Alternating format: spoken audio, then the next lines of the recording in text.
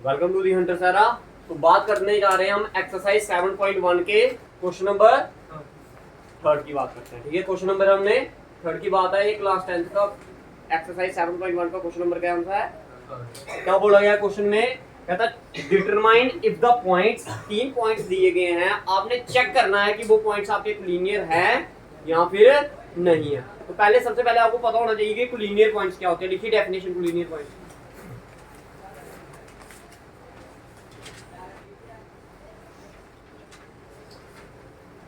देखो देखो टू नहीं लिखना, देखो 3 और मोर देन 3 पॉइंट्स, 3 और more than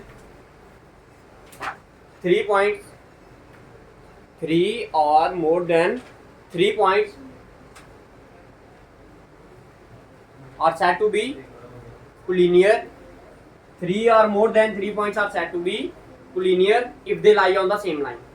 If they lie on the same line, LIE, if they lie on the same line. कहने का मतलब क्या है? कहता 3 या 3 से ज्यादा पॉइंटों को कोलिनियर हम कब बोलेंगे?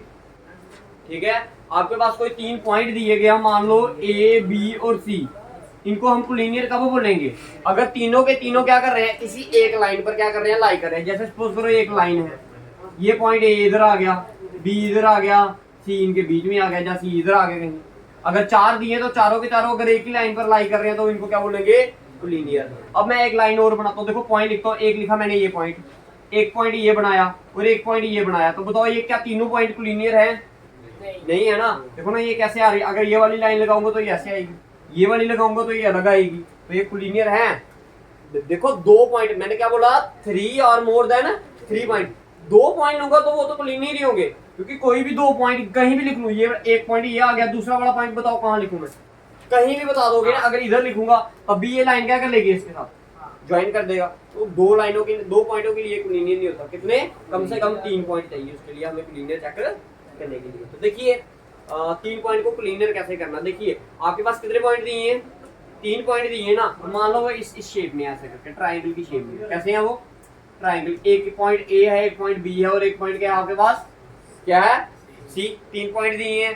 ठीक है, अब आपने क्या निकालना है? AB निकालना है, BC निकालना है और क्या निकालना है? AC। ध्यान से समझना क्वेश्चन को।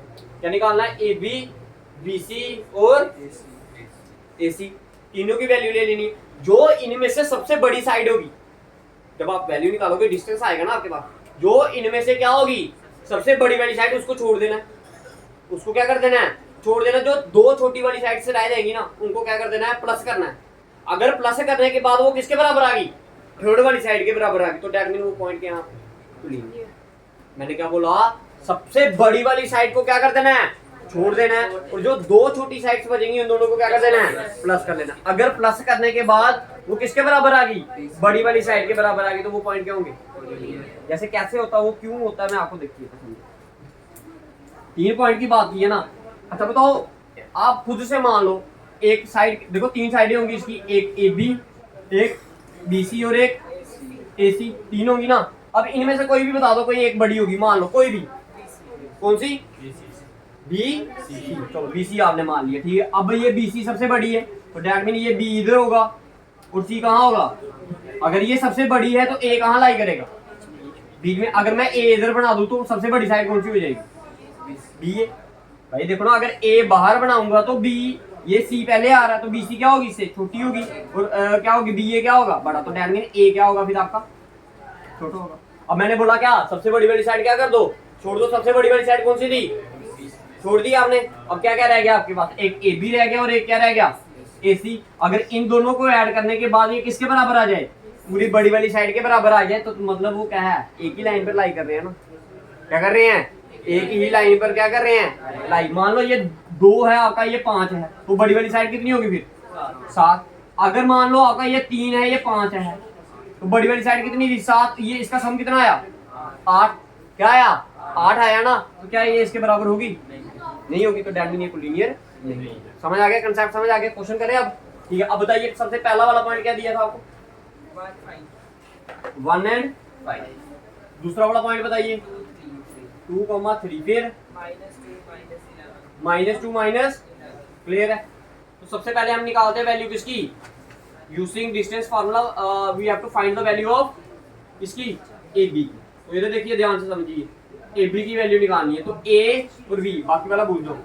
आपने ए बोला है ना पहले, क्या बोला है ए, तो ए में कौन से पॉइंट आएंगे x1 y1, बी में कौन से पॉइंट आएंगे x2 y2। तो x2 क्या है हमारा, ये y2 क्या है हमारा, ये x1 है, ये y1 है। तो क्या आएगा 2, x2 क्या है हमारा 2, x1 क्या है हमारा 1, तो 2 माइनस 1 का होल स्क्वायर प्लस y2 क्या है हमारा 3 माइनस 5 का। क्लियर है जी, इधर तक क्लियर है। 2 में से 1 निकालोगे तो क्या आएगा 1 का स्क्वायर, 3 में से -5 निकालोगे तो क्या आएगा -1। 1 का स्क्वायर क्या होगा 1, माइनस का स्क्वायर प्लस 2 का स्क्वायर 4। तो क्या आया आंसर √5। ये किसकी वैल्यू आई आपके पास, क्लियर है, बताओ क्लियर है जी सभी को। ठीक है, नेक्स्ट निकालें। और क्या क्या रह गया अब आपका निकालना, एक BC निकालना और एक क्या निकालना है AC। तो देखिए BC निकालने जा रहा हूँ। देखिए BC के लिए भी अगेन क्या करना आपने, फार्मूला तो वही यूज करना है, कौन सा, यूजिंग, इधर लिख लेना यूजिंग डिस्टेंस फार्मूला। DF का मतलब इधर क्या होगा डिस्टेंस फार्मूला, क्या होगा डिस्टेंस फार्मूला। अगेन फार्मूला क्या होगा x2 माइनस x1 का whole square plus y2 minus y1 का होल स्क्वायर। BC बोला ना मैंने, क्या बोला B और C वाला पॉइंट क्या बन जाएगा फिर आपका x2 y2, B वाला पॉइंट क्या बनेगा x1 y1। तो बताइए x2 क्या है इधर हमारा, ये आ गया आपके पास क्या -2, फार्मूले का आया बीच में माइनस। अब देखिए क्या आएगा आपका B वाला पॉइंट, B वाला पॉइंट क्या है आपका 2, तो 2 माइनस 2 का होल स्क्वायर प्लस क्या आएगा y2 की वैल्यू क्या है आपके पास -7 माइनस क्या आएगा 3 का। उसके बताओ क्लियर है इधर तक क्लियर है भाई, समझ आया इधर तक सभी को। ठीक है, देखिए करें सॉल्व। देखो अब मैं इसको डायरेक्ट करने की कोशिश कर रहा हूँ थोड़ा सा। देखिए माइनस माइनस प्लस साइन किसका आएगा माइनस का, ये आएगा -4 का whole square, minus minus plus sign किसका आएगा माइनस कितना आया 14 का होल स्क्वायर। तो भाई -4 का स्क्वायर करोगे तो क्या आएगा माइनस का स्क्वायर प्लस 4 का स्क्वायर 16, 14 का स्क्वायर क्या आएगा जी, हाँ भाई याद रखना। देखो अगर मैं हाँ 190 देख लो एक बार अच्छे से, यही है ना 196। तो करो प्लस कितना है 6 और 6 12, 2 9 और 1 10 और 1 11, एक कैरी 1 और 1 2, 200 क्या बना है 12, कितना बना 212। क्लियर है, ठीक है। तो ये किसकी वैल्यू आ गया आपके पास, ठीक है। और क्या रहेगा आपका निकालने वाला AC बोला, तो A वाला पॉइंट होगा आपका x1 y1, C वाला पॉइंट क्या होगा आपका x2 y2। तो x2 की वैल्यू क्या है आपके पास -2, x1 की वैल्यू -1 का होल स्क्वायर प्लस y2 की वैल्यू -11, y1 की वैल्यू क्या आएगी -5 का होल स्क्वायर। तो कितना है आपके पास, ये माइनस माइनस प्लस क्या है आपके -3, माइनस का स्क्वायर प्लस 3 का स्क्वायर 9, 11 और 5 कितना हो जाएगा 16, क्या है -16 आया ना, तो माइनस का स्क्वायर प्लस 16 का स्क्वायर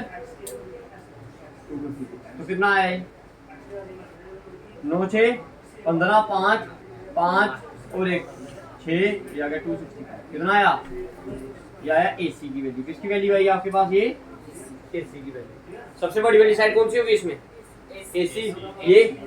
अब देखिए क्या BC में अब ये प्लस करोगे तो क्या आपके पास आंसर AC आएगा, नहीं है। इवन तो ये है भी किसमें अंडररूट में है, तो अगर आप इसको पॉइंट में कन्वर्ट करोगे ना आप कैलकुलेटर की हेल्प से, ठीक है, तो तब भी आपकी ये सबसे बड़ी वैल्यू आएगी, ये छोटी वाली वैल्यू से आएंगी। तो इन दोनों का सम कभी भी इसके बराबर नहीं है। आपने बोलना हियर क्या √265 इज नॉट इक्वल टू किसके बराबर √212 प्लस √5।